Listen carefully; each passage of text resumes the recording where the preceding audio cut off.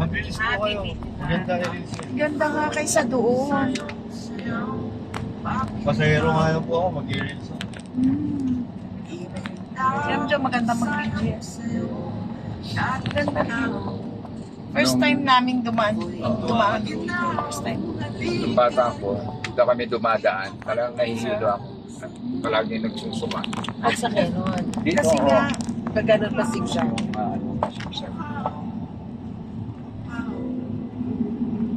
ano yung pagbaba. No? Gilid, ang ganda. Sa baba. Ayan, ang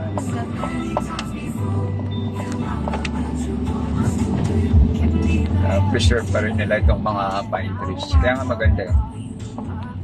Ganda. Tapos kapag nasigating kami sa Anda. Yan na kayo. Wala na kami doon. Saka sa Batar. Kasi mga pasta na ba si Galing po ako Thursday. Mata. Malalaman ang araw sa mata. Okay sila. Yung pinisyo ni Drew na anda, ano ba yun? Hindi mag-revero na pupunta kami doon. Tapos Yes, malalaki ganda. pa pa. Tumain nagdadala. Ano nga, yun yung magiging noise spot na rin. Lagi na yung pinupuntahan yung kukukubo pa lang nila.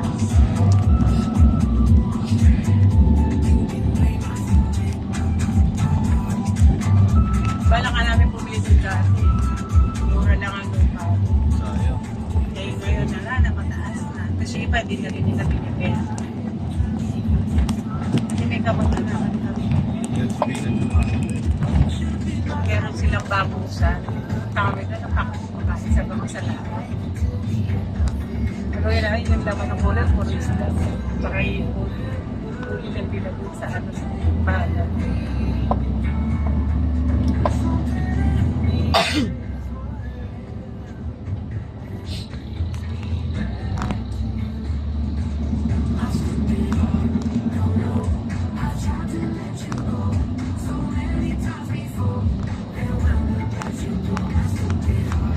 Dati kung pupunta ng Baguio, ang dala, pag-uwi, walis. Ngayon wala na akong makita bulan dyan. Walis. Sa Basla na. Sa Quezon na.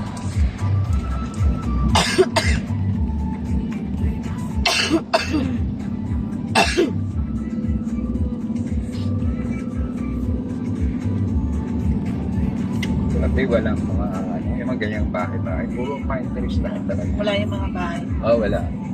Kahit dun sa may Burnham, may mga pine trees na. Kaya nga, ang init na ngayon. Pero, Sarili ko lang bang? Central lang bang?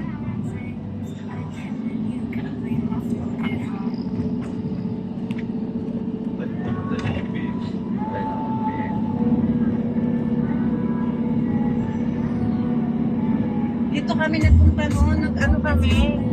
Diyan. Diyan kami nagpunta noon. Di ba isang subject namin, field trip? Dito kami nagpunta. Tapos direct dito kami na LU. Tapos pag-bukod sa kayong midfield. Oo. Overnight yung ano namin. No? May engineering pa.